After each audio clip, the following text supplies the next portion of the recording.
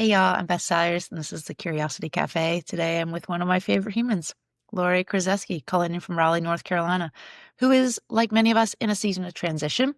We dig into what belonging looks like now, how embodied curiosity can quiet intellectual overdrive, and the tiny rituals that help 30-second pauses, 3-minute meditations, and even phone limits settings.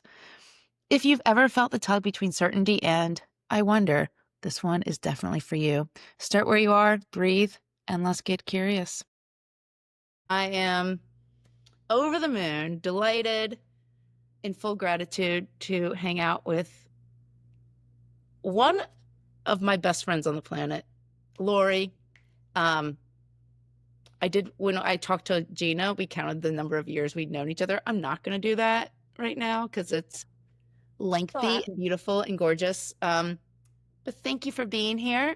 Uh, would you please introduce yourself? Sure. I am Lori Krzeszewski. Yeah, joining you from Raleigh, North Carolina today. Woo! Um, Thank you so much for that. What we're here to talk about is curiosity. And of course, I always enjoy talking to you about all the things, and we get into all the things and we nerd out about all the things.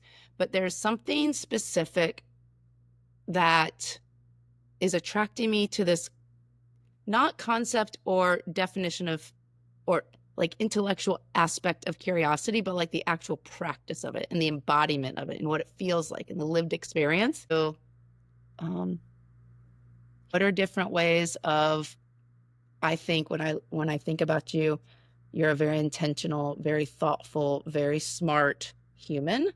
And so I have to know, what are you curious about these days? Yeah, I feel like I'm probably a hyper curious person.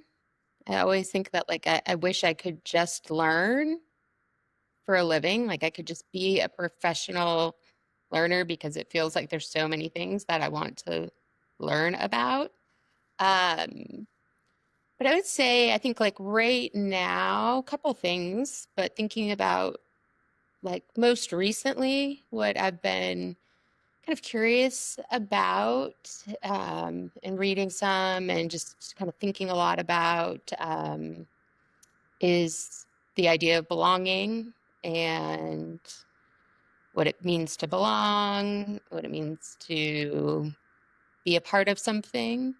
Right now, I find myself for the first time professionally not on a team.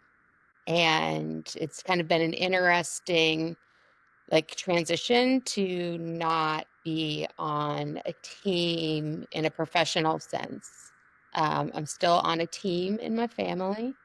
I still feel like I'm on a team in my neighborhood. I feel like I don't know if it's a team when I go to the gym, but so I feel like there are places and spaces where I'm still in relationship with people, but it feels a little different to kind of not being on a team. And so I think that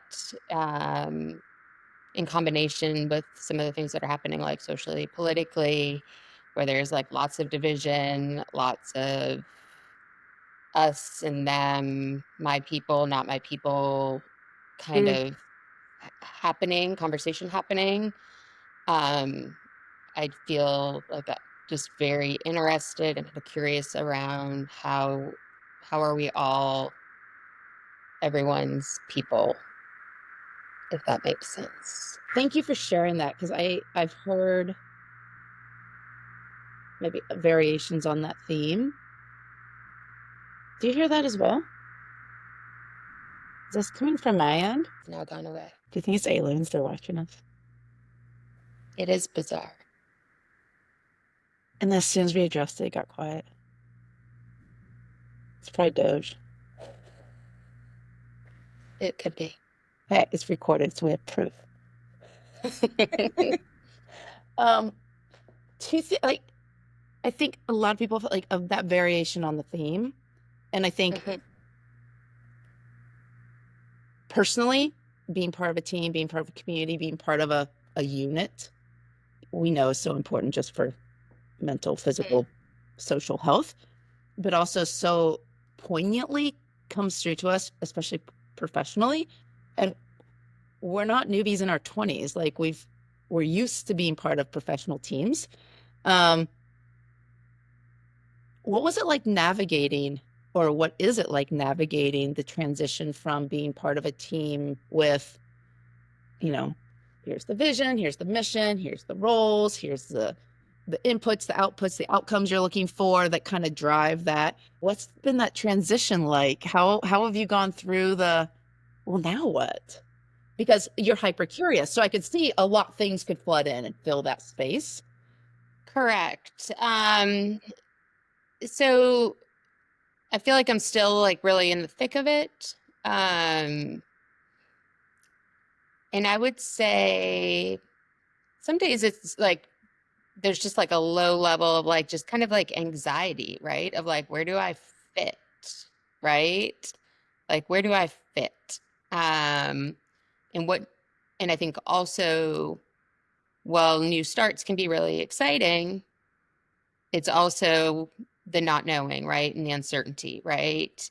And then there's like for me at least, there can be like an energetic pull to like the familiar, the comfortable, right? And my, concepts or perceptions of what's possible can get narrow just based on past experiences of what I think it should be, right? Or what it was before.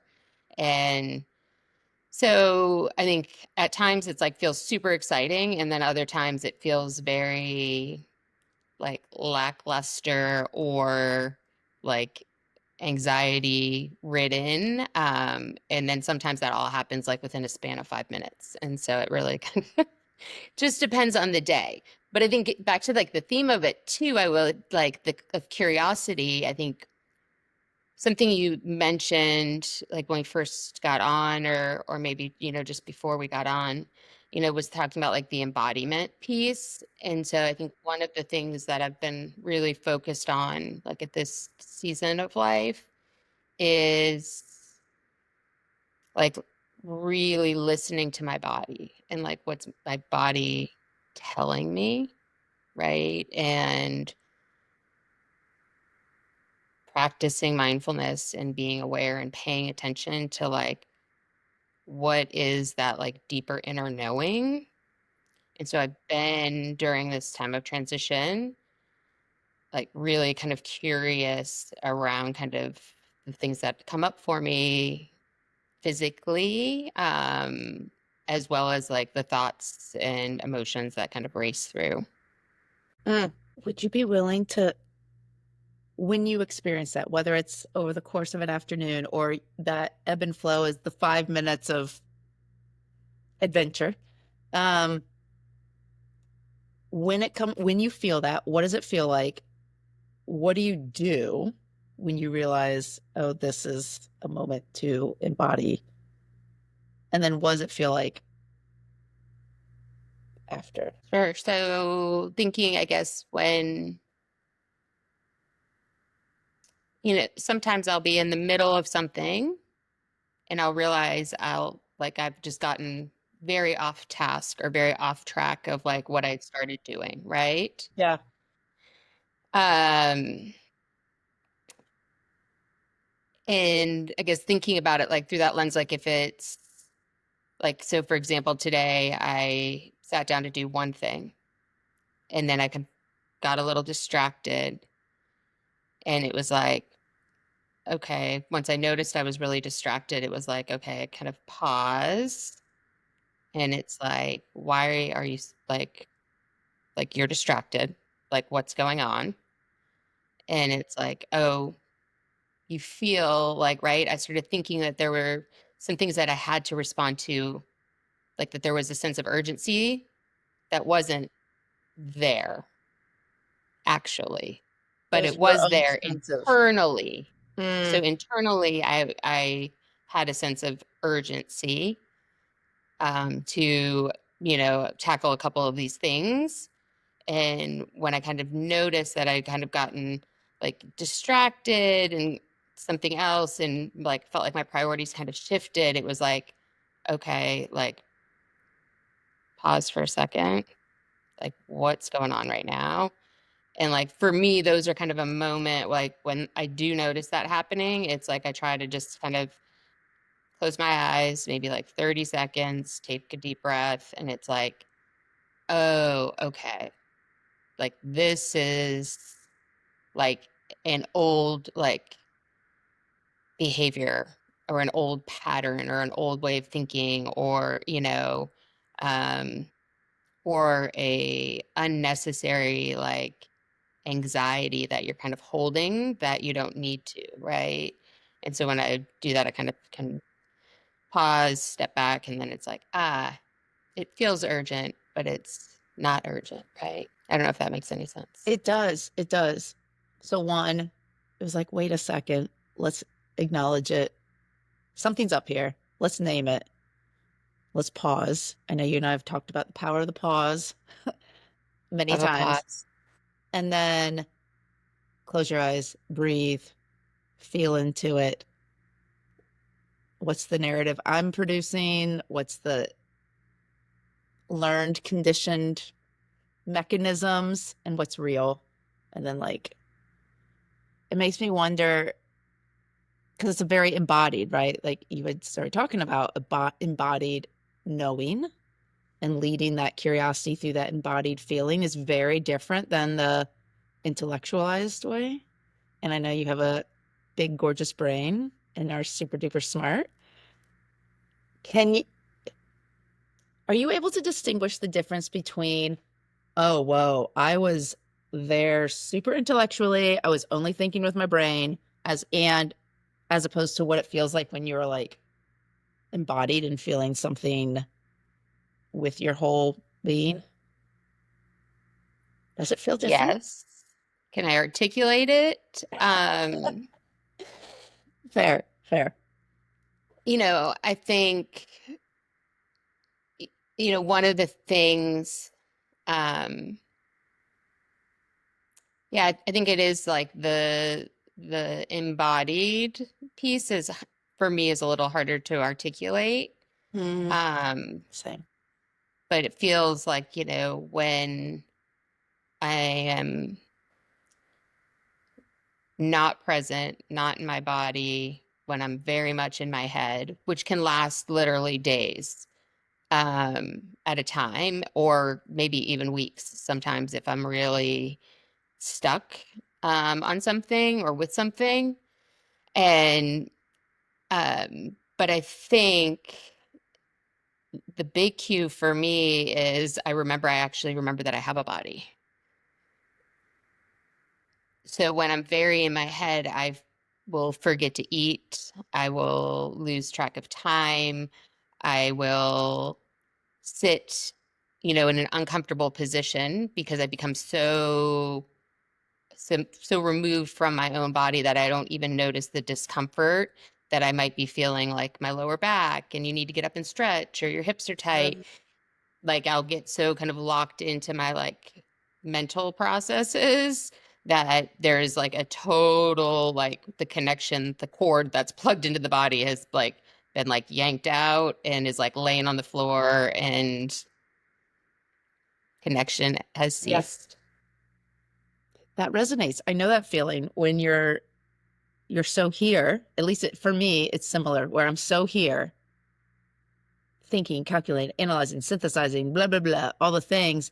And then like 2.5 hours go by, all of a sudden something happens, a knock at the door, something interrupts me. And then I'm like, I'm hungry and my back hurts. And why the hell has my leg been like this? What? Like it's a Yeah. same kind of way of you're just like, have I just been completely blanked to this majority of Yeah, myself existing here? That's wild. it is. It is. Are there things that you do? Are things that seem to help you stay in a place where you're more easily able to embody? Like, are there practices or rituals or habits or, th- and to that point, things you do and likewise things you try not to do that help you stay in a more embodied place as opposed to letting our brains take over? Yeah. Um, so I think a couple of things. I think most mornings I try to start my day with like 30 minutes to like an hour for myself of meditation. Then I typically like read a couple, like I've got a couple daily readers that I read from. Then I'll do like a little like reflection journal. I've recently started to do some qigong like movement into my seated meditation to just continue to like kind of bring the movement piece in. So in terms of kind of like ritual routine, I think that Hmm. that has been really, really helpful of kind of when I do that, that kind of helps. And then as I kind of start my day, since I know I have this tendency to kind of get locked in and disconnected, I have like a couple times a week, I'll take a noon yoga Pilates class. So then I'm forced to like kind of interrupt. Another thing that I feel like sounds really simple, but is super helpful is like I set an alarm on my phone to just Mm, move. And it's just like a reminder, like get up and move. yeah. Um, Yeah. Disclaimer, if I am too locked in, I'll snooze it for an hour. Um, Isn't that wild? yeah, it's actually a little cause for concern, but we work with it. We work with it. We're working with. Sometimes the Acknowledge it goal for and the we can day is deal with it. to listen to the alarm, to listen when it goes off, to remember that it's a strategy that you're using. That's no, but I heard someone the other day say common sense is not necessarily common practice. Like it sounds so simple, right? Like, duh, I have like $1,000 little pocket computer over here that can set all the alarms for me. Um, like, duh, that sounds so simple, but the practice of it. And then when you do it, then it's the practice of, oh, that alarm is not to wake me up abruptly and tell me to go do something. It's for me. It's Yeah, it's to it's a benefit me as gentle a whole. reminder. Yeah. And then I was in a work call yesterday and someone was sharing their screen and they brought up their calendar to show whatever they were showing. And it lit on her work calendar, it was a highlighted thing. It said, go touch the fucking grass. And I Mm, loved it because she literally had in the midst of her workday, it was like red. It was like bold face, go out and touch the fucking grass just yeah, to do the same exact thing. And she was like, I'm so sorry it's on there. We're all like, that's brilliant. That's yeah, brilliant. absolutely. Absolutely. Yeah. Yeah. So as you go through this transition, and I know you're a highly reflective person, and I'm sure you think about past seasons and past transitions as well as you're going through this and into the future. What are you learning about your own curiosity as a result of how it functions and what you love about it? So, yeah. I think it just continues to grow and expand as I get older. Um, I can remember when I think back to being like a teen and maybe like early 20 something, like a sense of like thinking I knew a lot, right? Like you kind of know Mm, it all. You got it, right? You've got it. And I don't know. At 46, I'm like, I feel like there is just this whole wide world of shit I have no idea about. And things that I thought I knew have been proven wrong to me time and time again. And so, I think that's also, I don't know if it's a sign of getting older or, more life experiences where, now, yeah, it is kind of more, like I lean more into curiosity than I do into knowing or like certainty, maybe. Maybe that's better. yeah. Like, right? I think I'd lean more into like, I wonder, am I perceiving this correctly? Like, how am I understanding this? Right? Why is this like, I'm always making connections and Yeah. um, and I think that there was definitely a time in my life and there still is times where I think that I'm certain it's like this. And I get a very fixed kind of view or perspective. And as I get older, I think that that's shifting and loosening Yeah. and expand my, I think my interest continues to kind of grow with that. Yeah. I feel that deeply. The growing curiosity, not only internally, but also externally and vice versa. Like my list of things I know nothing about grows longer every day. Like the longer and thicker every single day. With and at the same time, we're living in a time where there is no shortage of content on the planet. There's no shortage of information, knowledge, courses, clicks, articles, videos, um, no shortage of content. How do you go about navigating all the information and content in the world in a way that feels embodied and healthy to you? Because it's very easy. I don't know about you. I've looked up from the clock and been like, I've been scrolling for how long? Excuse me, what? And then, wait, did I just binge that entire season? Wait, what?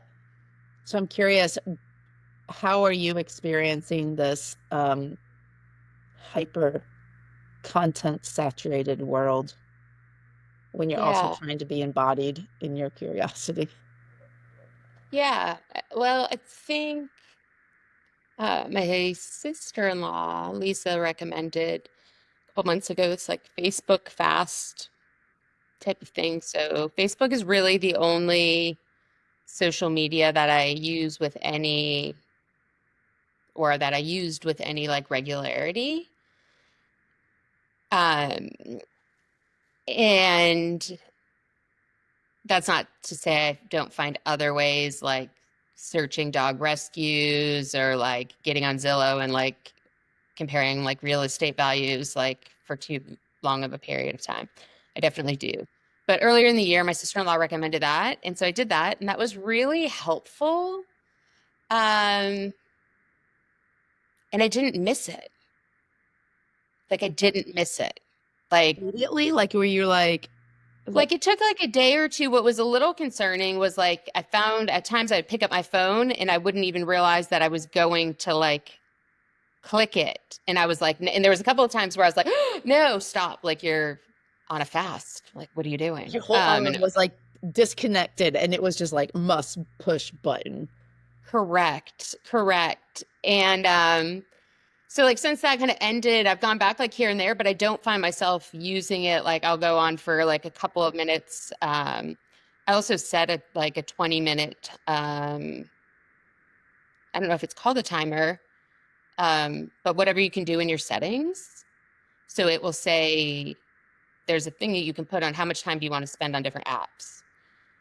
And so I have one for like my socials and it's set for like 20 minutes. And so then that also comes up and it's like, and it literally cuts you off and it says, time's up. Do you want to continue? And then you can select, remind me in 1 more minute, 15 more minutes. Don't remind Makes you me. I'm like choose. so locked in. What's that? It makes you choose. It makes you pause. It makes you answer. And it makes you choose. Yep. So I've had that on my phone for a while. Yeah. That I find to be really helpful because it at least gives me a second to be like, oh, do I actually care what I'm consuming right now? Or am I just consuming? And if I care, then I usually will click 1 more minute. Yeah. Um, or there's times that will even, and sometimes there's times where it's like, you know what, you've had a really bad day and you are checking out. So consciously choose to check out and don't remind me again. Right. And But it was a conscious choice. Like it's energy giving correct, at that point because you're choosing it. correct. Yeah. Yeah. Yeah. Yep. What is that at? It's on our phones? Yeah, I think it's in settings. I think you go in settings and then there's like time limits. I think I came across it first because I was really like worried about the kids when they got their phones and how much time they were spending. And like, so we Right, right. used to, until I just couldn't fight the resistance anymore, like as a family, like check on our pickups and check on our time. And then everyone was getting mad because they were spending too much time and people didn't really want to look at it. And but again, I'm like curious, like I want to know. I would rather look at than look away for some things. And that was something I wanted to look at, and not away. And so, Yeah. but yeah, so it's super helpful. It's in your settings and it's like limits something. But yeah, Okay. I will look that up. I will put that underneath for others. That's brilliant. I love just the conscious reminder because you're right. And well, first of all, hats off to Lisa, who's a great human being, beautiful human being, um, for that idea. My sister also did the same thing. She did an Instagram hmm hiatus as well, coming off the new year.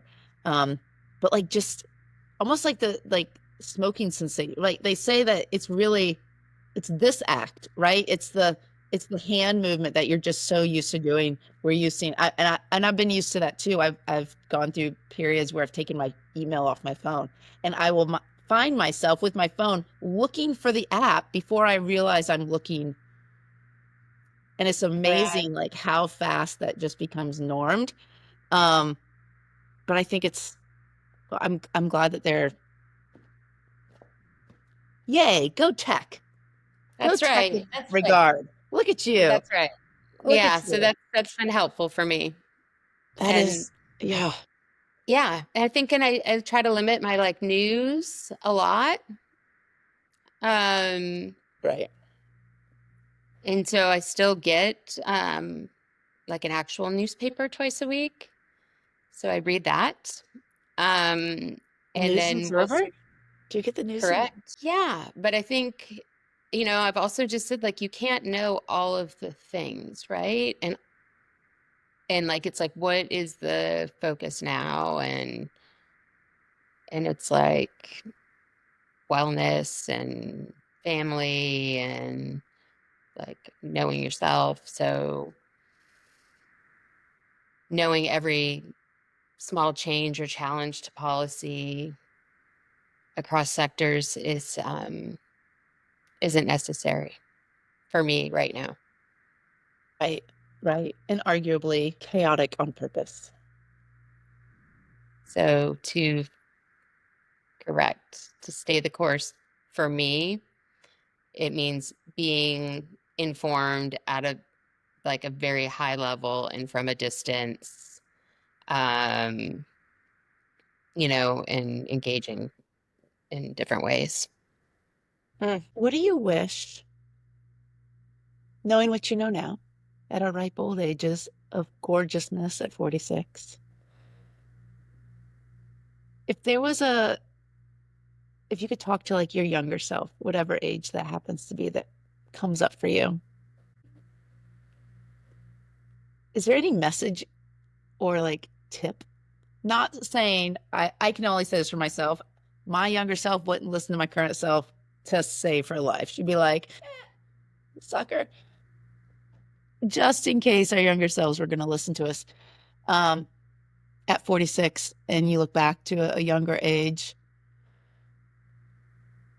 is there anything you'd like in navigating this thing we call life pass Yeah. along? Yeah, I think, right, and sticking with the curiosity theme, right? I think I would encourage my younger self to get curious about herself sooner, right? And get curious about the choices, the decisions, the paths, and, dig deeper to see is that what you really deeply want, know,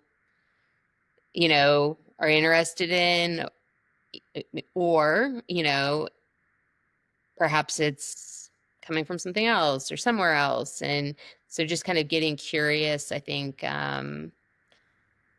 yeah. And then I would also tell my younger self to like continue to have so much fun and to play and enjoy and to dance and listen to as much music as possible and not feel, um, yeah, compelled to adult in all the ways all the time.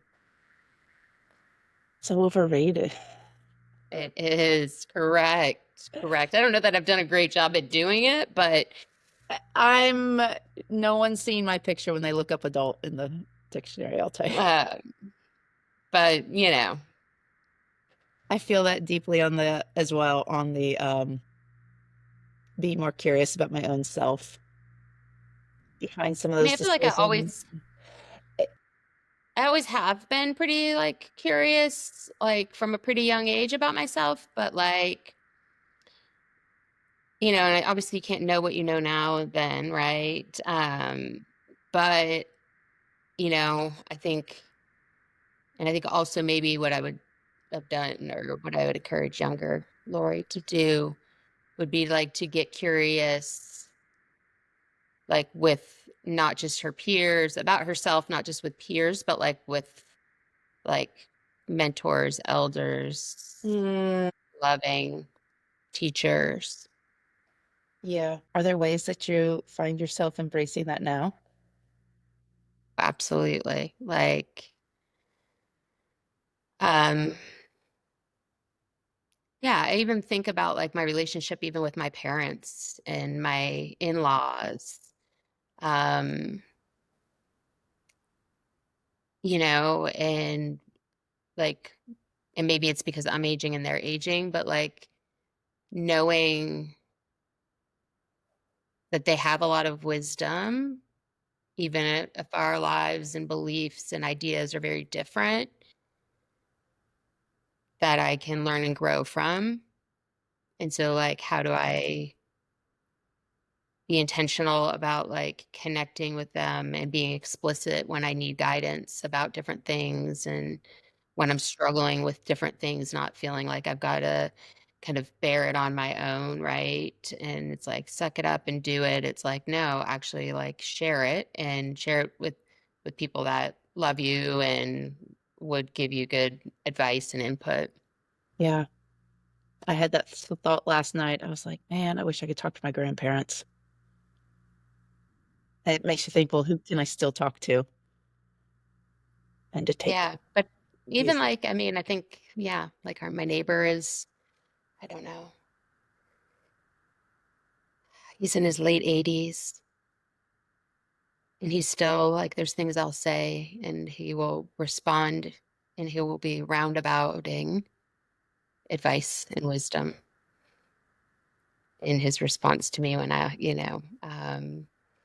and so yeah, so I feel like that's yeah, so kind of trying to find those folks. Gorgeous. Yeah. That's gorgeous. And I'm sure that you practicing that and practicing out loud, I know you have people who are watching you in your family. I do practice out loud, much to the dismay of probably the entire unit, but it's also for me, I just say it's my practice. This is how I learn. So I Right. need to do it out loud so I can keep learning and growing. And Yeah. I commend you because I know we both know this that youth, our kids, especially those in the PK-12 universe, they're always watching. They're so smart and they're so perceptive, and they're always watching adults. And so um, I think it's beautiful when people can see each other practice out loud because I don't think people used to. I don't think it was as accepted. It was yeah, labeled or pushed aside or hidden or behind a bottle or closed doors or the the stickiness, you know? we really try to normalize just like the workings of the mind in our house and right and separating your thoughts from you and even sometimes our actions from us, right? Our choices are not us, right? Right. And I love that because as a practice, as a human to practice that with other humans, but also to practice that with yourself. Yeah, absolutely. Correct. Which is, a surprise because it's like I got so much material to work with. And it's right here all the time. So I'm just I don't know what I'm saving it for. I feel like probably like low key another lifetime, but I'm really trying to turn towards it and correct, use the not carry material we've already just not accumulated not here on this carry it planet. all forward with me next go around, but Yeah, it'd be nice jury's still out. to, put some shit down, wouldn't it? Correct, correct. So, folks who are watching and listening, they're like, yes, I want some of that. I want to be more embodied. I want to be more conscious of how I'm spending my time and energy and money and just with the time and whatnot that I have here on the planet and get into our bodies and less in our heads. Um, that's a lot, right? All of a sudden, that feels overwhelming just to say out loud. I think Pema Chodron could coin the phrase of like starting where you are. And, and I think one of the things that I find coming from the field of mindfulness is like the idea of like every moment is another chance to start again. Every moment is a new beginning, right? So if we were doom scrolling for 30 minutes in the morning, that doesn't mean that the whole day is shot and we need to do it another 30 minutes or 2 hours in the evening. It's like, okay, that's done. What is it now? Go forward. And it's like, so I think that that's like kind of starting me. And it's like, and it's not the big change, right? It's like, what are the little changes that are done consistently day in, day out that then kind of morph into our habits, right? So it's like, yeah. So I think just, yeah, like give yourself grace, compassion, a little bit at a time, um, and don't try to do too much all at once, just a little bit. Right. That I love that advice and I love the start where you are and that each moment could be a new beginning. Because I don't know about you, but there's something in my brain that's like, well, I'll start on Monday, or it's a new week, or a new month, or a new year. And there's some sort of like, Yeah. eh, that I feel, I'm very aware of that exists within my Hmm. built structures. Um, that's very powerful that, you It's know, like literally every moment. You didn't like what happened 5 minutes ago? Okay, like that's done. Like, what is it now? let it go and that be the practice. Yeah, Mm. absolutely. Like just being as present and grounded as possible when possible. But it's a practice. It's slow. It's baby steps.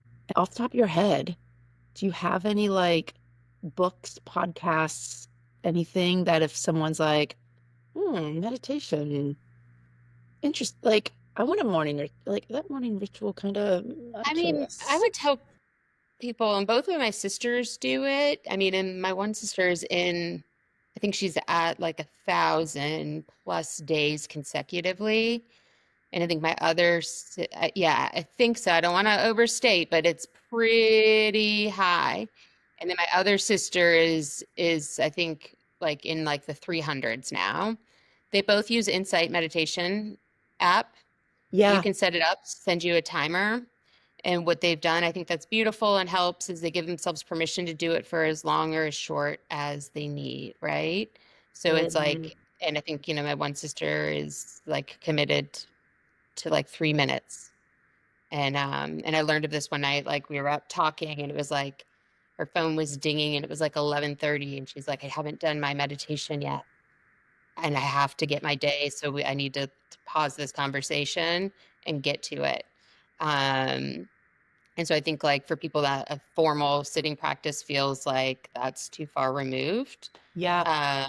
that's a good way to start. Um, I love this that almost like the permission, like 3 minutes sometime before between you waking up and you going to sleep counts. 1 minute counts. It It counts. I mean, counts. I think the other thing Yeah. that also counts is that 30 seconds that you pause and you notice whether you have a timer set or you don't have a timer set. That's it too. Like it doesn't have to be this formal, I've sat down, I'm silent, I'm focusing on my breath, nothing else. I think we have moment after moment all day long to practice more informally throughout the Mm. day. And so, So it's quite possible that people are informally practicing meditation all the time. or at Not all least the time, maybe or yeah, more than more they like think. mindfulness, right? Right. Yeah. Or at least mindfulness, like if they're Yeah. like if they're pausing, they're noticing, they're really present in, that moment. They're not judging, they're just kind of staying with the moment as it is. You're doing it. You're doing it. I feel like some of my best practice happens in motion. Thank you so I hate much. to have to jump, but I I do. know, I do too, and yes, oh my goodness. I could obviously. Um, Thank you so, so very much. Um, we'll talk soon, but thank you for being here and doing this and sharing your brilliance. Absolutely. Absolutely. Mwah. Bye, dear.